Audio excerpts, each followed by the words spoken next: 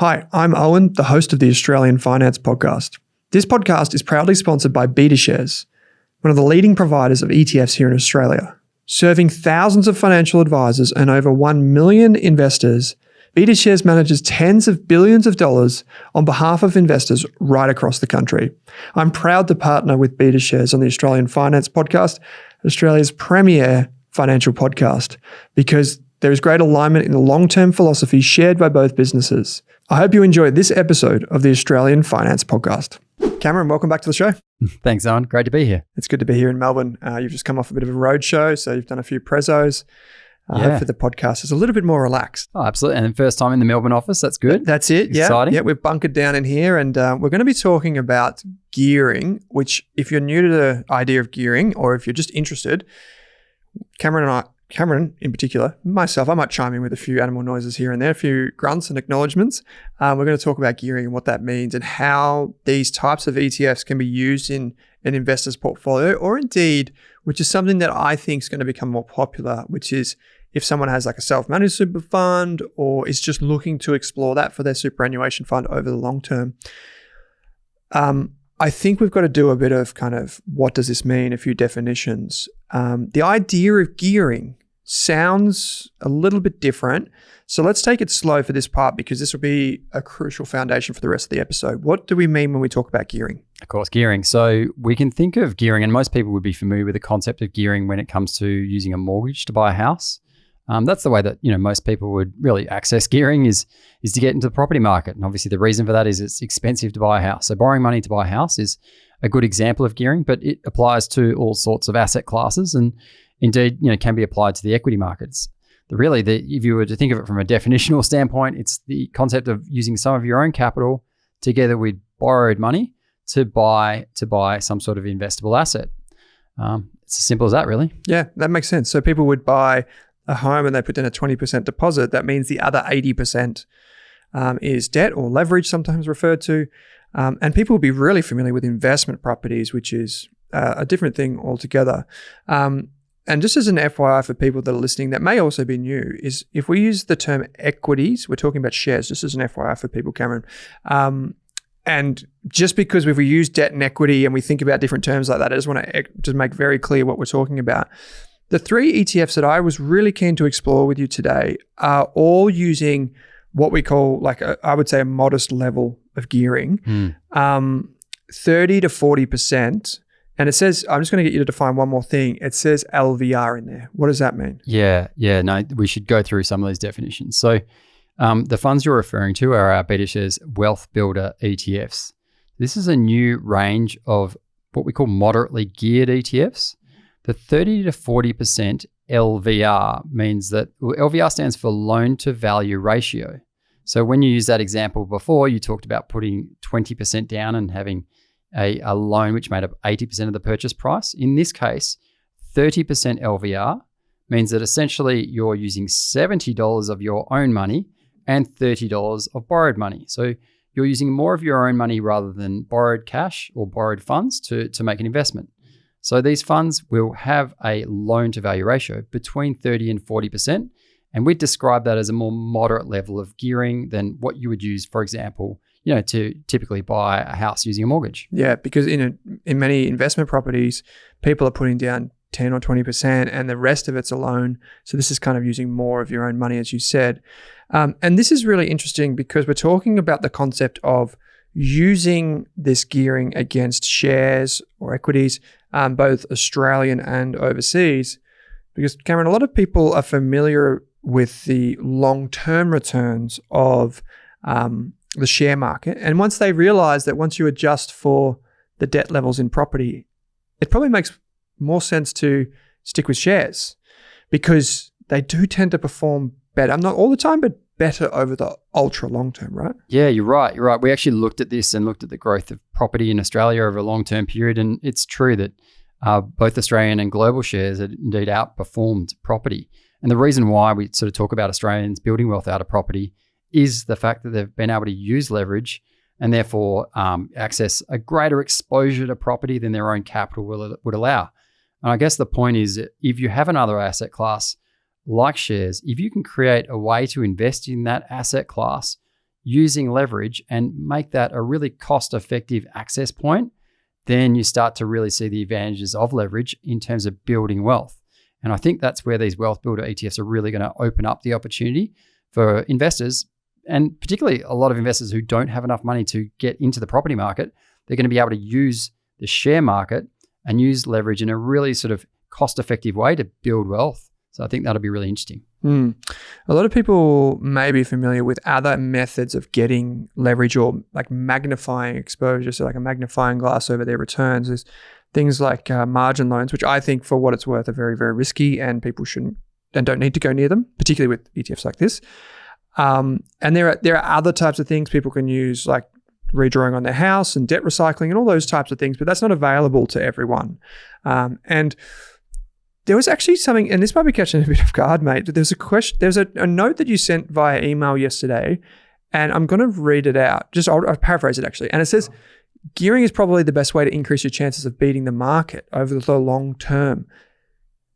How does that work? Yeah, so brave statement, I guess. Yeah. So look, we know that that a lot of what people focus on when they're looking to invest is to try and have some sort of edge to beat the broad market, whether you call it the ASX 200 or whatever index you use. And there's a lot of focus even in the investment world as to how to pick stocks that are going to outperform, and a lot of energy spent. Look, another way to tackle that challenge is really tilt the odds in your favor. Now, if you have a leveraged investment, then there's a little bit more to unpack than this. Then essentially all you need to do for that geared investment to outperform the ungeared investment is you need the underlying investment to give you a greater return than the cost of the borrowing, right? So if your cost of borrowing is, for example, 5%, and you're investing in an asset which is growing by more than 5%, then your geared investment as a whole will beat the market. Now, in some senses, this is sort of somewhat a shortcut to outperforming. But look, if that's working and if that's effective and if it's appropriate for your risk tolerance, then look, it's possibly worth considering using gearing to get a leg up or get a head start in terms of compounding wealth and building wealth over the long term. It's quite interesting because I'd never thought about it like that, because we'll talk about the kind of like how the borrowing works in a second, but I never thought about it like that. But you showed me a chart off air before about, because these ETFs, let's just pad this out a bit. These ETFs that we were talking about, the wealth builder funds, inside of them, the investments that they make are into other funds that you could just buy off the shelf at BetaShares anyway. Yeah. So it kind of adds like a gearing layer on top of those, right? And you showed me a chart off here comparing the ungeared one, the regular one, to the geared one, and over time. And it's earlier days, but you can start to see that expansion away from like the ungeared one. Not underperforming, it's not the right way to phrase it, but it's like performing below the one that's geared. Yeah. You just need the fullness of time to start to see that. Yeah, the gap in terms of outperformance, if you've got the right market conditions, you tend to see that this gap widens over time, or your outperformance beyond, if you like, the low cost ungeared index will hopefully accumulate, and you'll have greater and greater outperformance over time. So then the question that then follows is, and people sound interested, right, I imagine, is that why don't more people do this? There's some risks? Yeah, of course. I mean, gearing, we should note, and it's important to note, that gearing does come with risks. Obviously, gearing does magnify your chances of creating an outsized gain, but it also you also see on the flip side, if the market was to sell off, then essentially you are likely to see an outsized loss over that period. And look, maybe just to think back across my own career, like I started working in finance, it was 2003, and I worked in an area in investment products that provided geared investment solutions. And I worked through that GFC period, and we had a lot of investors, and there were a lot of investors that had quite, should we say, bullish expectations as to how the market was going to perform, and adopted very high levels of leverage. And I saw a lot of individuals that faced a lot of pain as a result of using leverage. And I guess it wasn't really that leverage in itself was an issue. It was that a lot of these individuals were using an inappropriately high level of leverage for their degree of risk tolerance.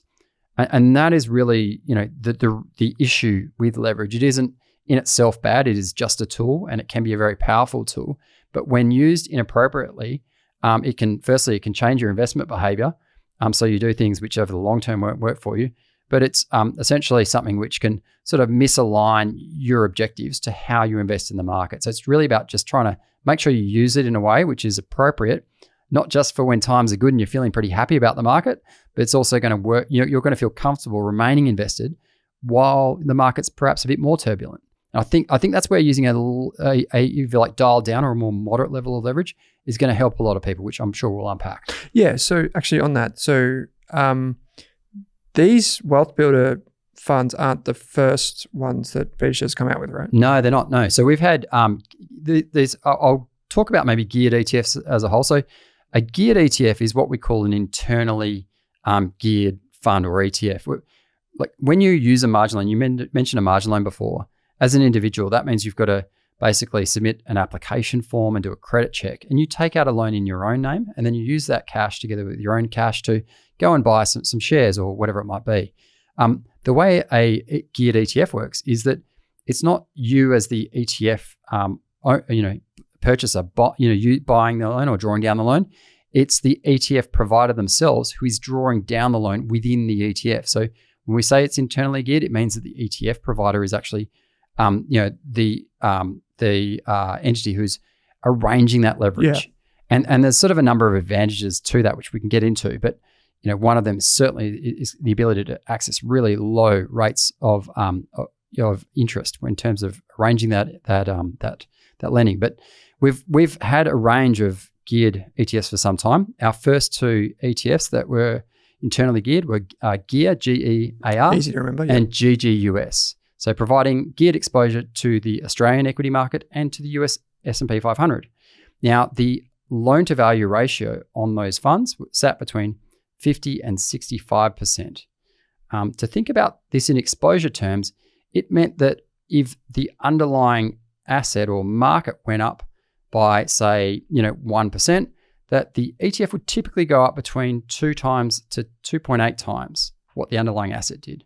So these are a relatively high level of leverage. And what we find with GGUS and GEAR is, it's a very effective way of taking a directional view on the markets and very capital efficient, and you can, make great upside gains. But in terms of a long-term investment, that does, potentially mean that you're going to face periods of drawdown.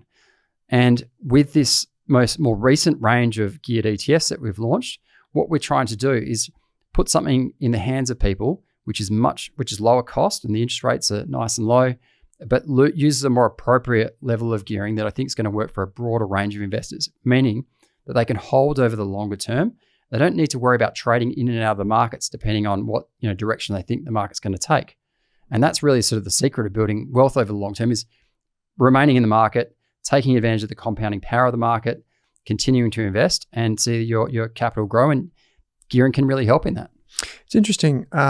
Over on our Australian Investors podcast, Cameron, we Drew, who co-hosts the Saturday show with me, he and we had these fake $10,000 portfolios that we started with at the beginning of the year, and I just went pretty heavy into GGUS. I'm thinking now maybe I shouldn't have done that, but that's okay. Look, it depends on your view and your level of conviction. I did. It was a game, and I got to admit, it was a 12-month game, so it was a sprint to the finish line, and I knew I took the risk. It's just obviously a bit of fun. Look, I mean, just on that, so GGUS, which is exposure to the S&P 500, and it is geared, so it will be more volatile, but it is within the top 5% of performers for global equity funds, both ETFs and funds, right? So it shows you that gearing can really work, and that fund has generated spectacular total returns for investors. It's just more of a question as to whether or not you can live through those, live through the volatility. That's right. That's right. So the lower the level of volatility, it still has the what you call drawdown, like the drop, but when things happen, as they all do. But, in this instance, it's like a smoother, it's less painful. Less painful, yeah. So you're going to see lower drawdowns. You should expect to see a greater drawdown than the market. But I think what's important about using a lower level of leverage is that in terms of the way we manage the fund, if we see a drawdown in markets and then a rebound, this is sort of typically the worst type of market condition for a geared exposure because, and we'll go into the weeds a bit here, but the way you manage a internally geared ETF is that we will need to rebalance the fund to ensure it's giving the appropriate level of exposure to markets. Now, the higher the level of gearing you use, when you rebalance, you need to do more rebalancing activity. And that means if the markets fall, you'll need to sell more of the underlying asset. So if the next step is the market then rebounds, you can potentially underperform. Now, when you've got a more highly geared exposure, like GGUS or gear, that can work against you. For the moderately geared funds, what we find is the level of leverage means that we don't see a significant change in the risk of the portfolio. And so we need to do less of this rebalancing activity. And so in a drawdown, like we saw in COVID, you're less likely to see underperformance from the broad market through that scenario of the market selling off and then rebounding. So interesting. The scenario where gearing is perhaps most exposed is the drawdown and rebound. That's what you want to try and protect against. Yeah, because let's bring it up to property for a second for people that are keeping up. If you have a property, most people are really, really comfortable to take a loan out on a property because the old cliche, well, property doubles every 7 years or whatever it was, or 10 years or whatever they say. And so even though we know that that's not necessarily true, people believe it. And so they're just happy to kind of absorb that risk. It's only when you apply that same principle to the stock market and you realize it doesn't go in the same direction each and every day. So people get a bit spooked. But you also said something to me off air, which I want to cover off, which is one of the things that I look at when I invest is not just like the returns and the risk and all those types of things, but there's also something called turnover, which for folks that are new to this basically means as a percentage, we measure how much of the shares inside of the ETF or inside of the investment change each year. Because these ones have lesser amounts of gearing, there's not as much of that buying and selling, but it's more than the difference is more significant than I thought. Yeah, substantial. So when you reduce the level of gearing, it's almost, I guess maybe to put it the other way, if you increase the level of gearing, the turnover, if you like, almost increases exponentially. And this is sort of goes back to that point about the need to rebalance the ETF. Now, one reason you rebalance the ETF is because, let's just say if the market was trending up, it means you're naturally going to become less leveraged within that ETF, or its LVR will decrease over time. And so we will need to buy more of the underlying asset to ensure that you've still got that, for these moderately geared funds, around about 1.5 times exposure to the market. And if the market keeps going up, it's very important that we keep doing that so you keep participating in the strong growth of the market. Otherwise, the fund would naturally become less leveraged, right? So the other reason you do this rebalancing is if, for example, the market goes up and goes down, or goes down and then goes up, and that's what we talk about when we say that it's possible that the ETF can underperform the market if you've got too much of that turnover activity. So if we look at GGUS and gear versus the moderately geared funds, the turnover that we expect to see in the moderately geared funds is around about, and this is a bit rough, but around about a quarter of the turnover of the more highly geared funds. So in a sort of a typical market cycle, you might expect to see about 10% turnover in the moderately geared funds. Now, that's a really good sign that you're going to get truer exposure of around about 1.5 times the underlying market, and that it's going to go really well, even in those sideways markets where you have either a run up and a sell off, or a sell off and a run up, which we're sort of, I guess, most fearful of in terms of using gearing. Yeah. So this is really interesting for people that do want to peel back the layers and understand all of this, because it does actually, for folks that have experiences before, they would be familiar with filling in a tax form for an ETF, like if they get their member statement that they hand to their accountant every year. Sorry, not member statement, the annual tax statement. Every time an ETF buys or sells something, it causes a tax event to the ultimate investor in that. So if you're a listener of this podcast and you're thinking, well, I invest in A200 from BetaShares, every time your team rebalances that ETF, there's a potential tax event, and that would add to that thing that we call turnover. It'd be very small for A200. Yeah, that's right. But the more the higher the octane, let's say, the more changes that happen inside the ETF, and that ultimately then crystallizes tax again and again and again.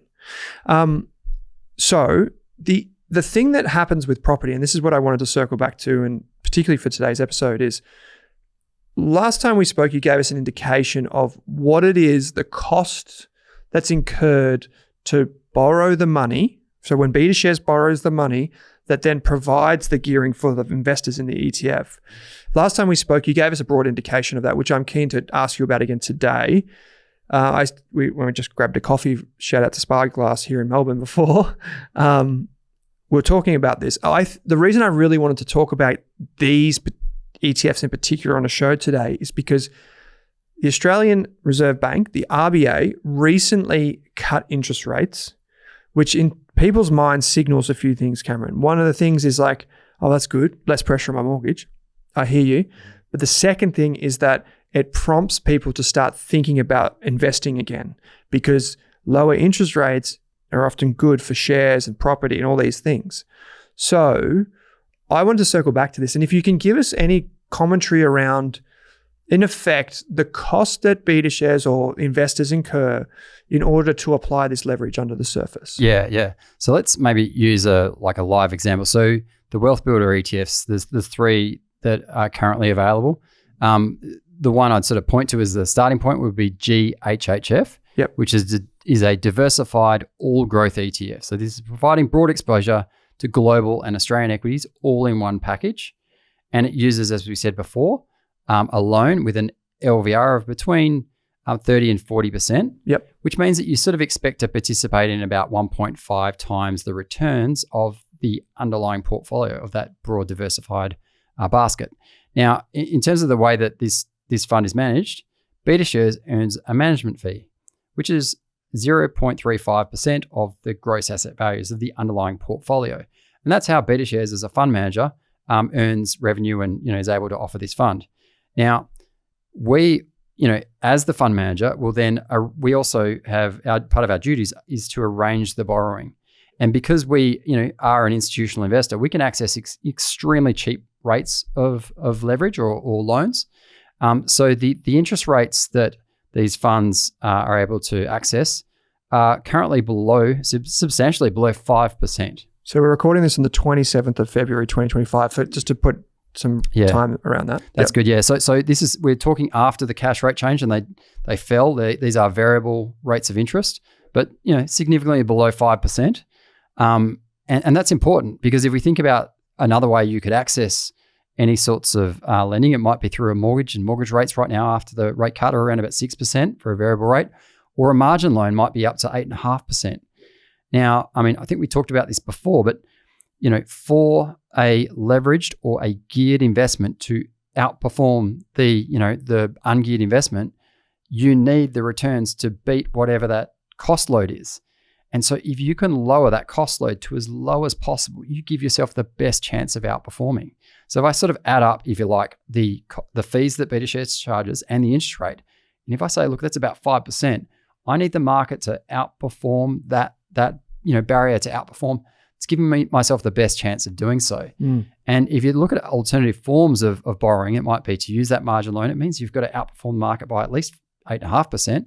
Or if I was to use a home equity loan, it means I've got to outperform by my mortgage rate of 6%.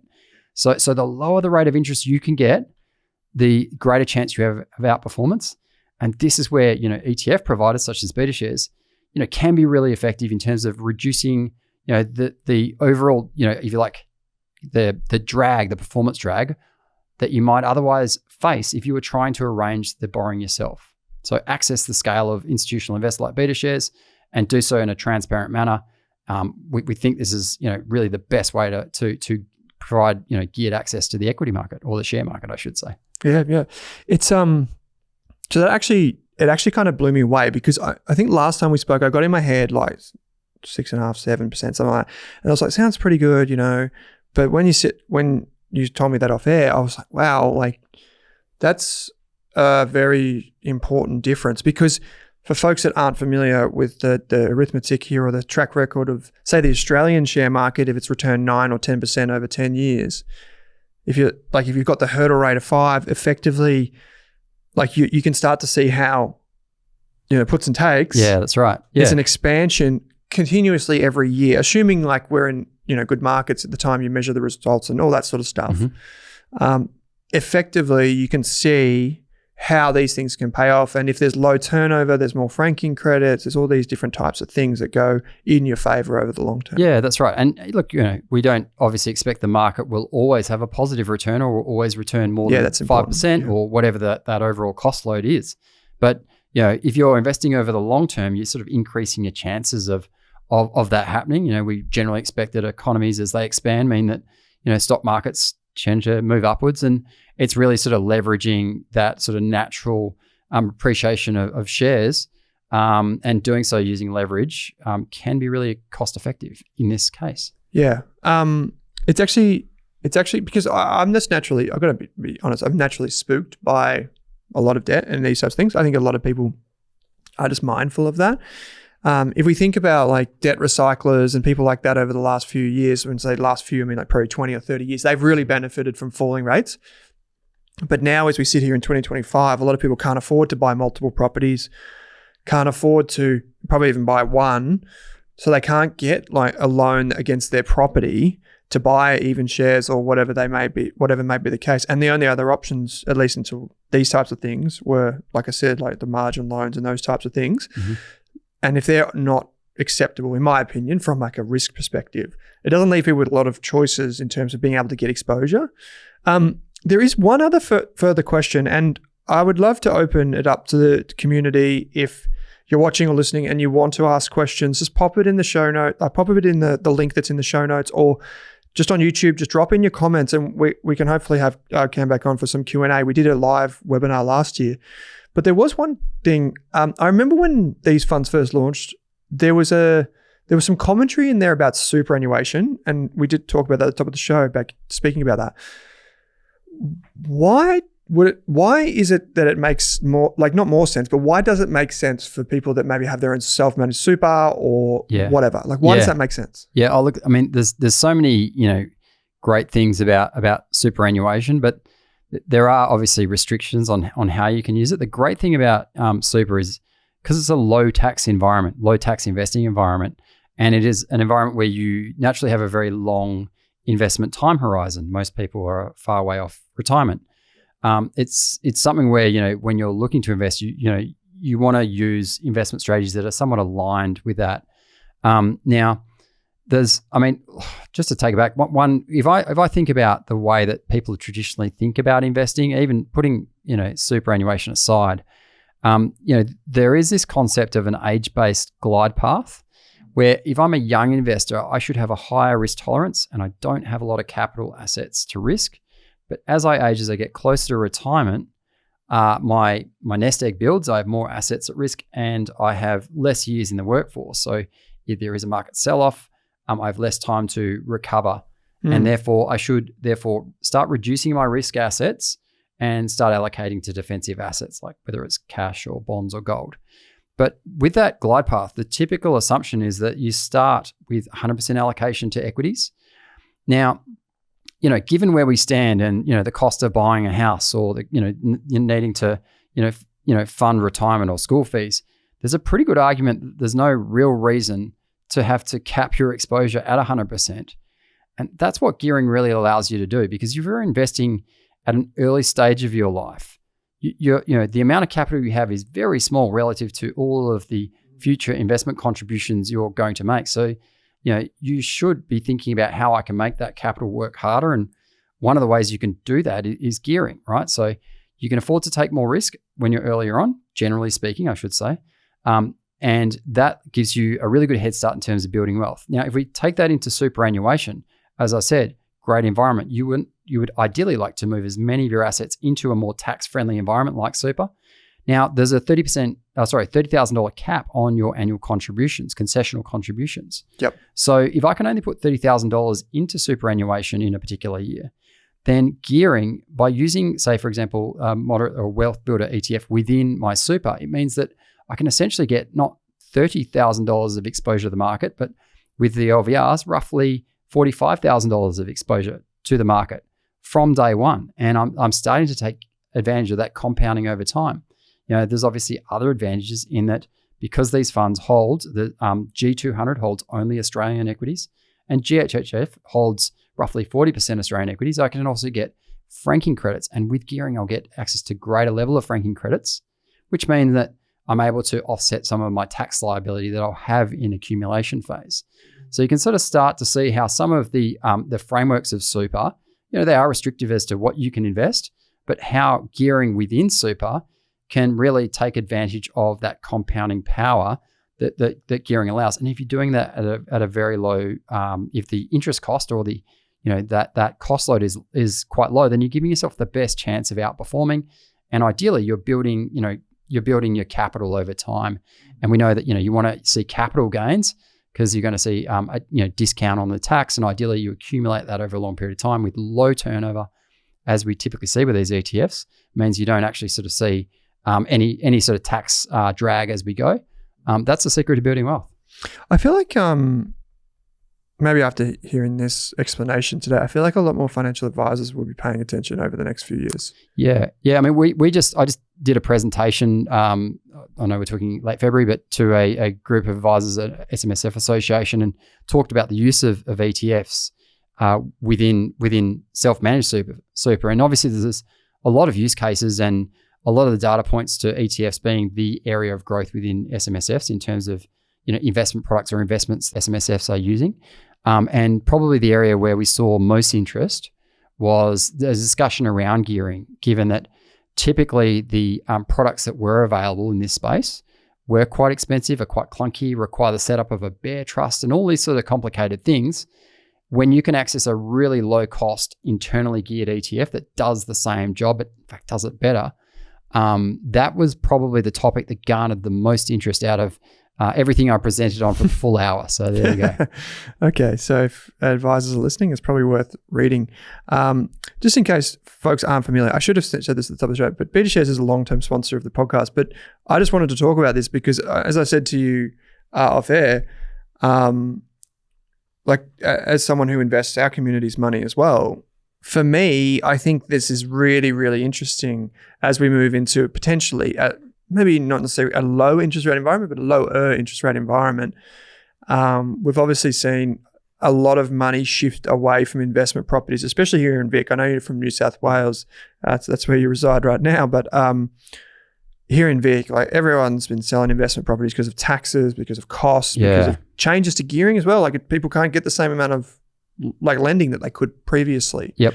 And so there's multiple reasons why these things are really interesting right now. And I'll put a link in the show notes and everything for everyone to follow up and read like the fact sheets and all that type of stuff. There's also some videos on the website. But just to confirm for people, the ticker symbols, these are the stock codes or the ETF codes that we were talking about today. G200, GHHF, and GNDQ. There's just a G to replace some of the other letters that people would be familiar with the underlying ETFs and very popular ETFs as well underneath the surface. Cameron, this has been heaps of fun. I really do appreciate you taking some time to really dive deep into these because they are an area of the market that I think is like really compelling to people right now, including myself. So, mate, thanks for joining me. No, I really appreciate it, Owen. Great to be with you. Thank you. Thanks for watching this video on the Rask Network. While you're here, don't forget to like and subscribe so you can get videos each and every day on business, finance, investing, and so much more.